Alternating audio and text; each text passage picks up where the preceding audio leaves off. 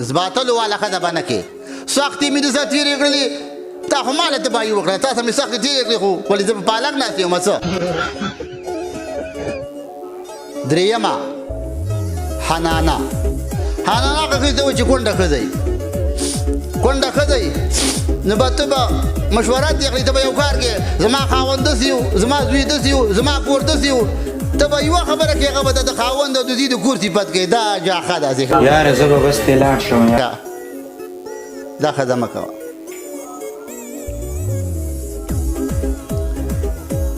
څلورمه حداقه حداقه ښځه ده ډاکټر له دې بوتله وایي دا راله واله دا راله تا مې ولې ډاکټر له د پښینې پورې لیکلي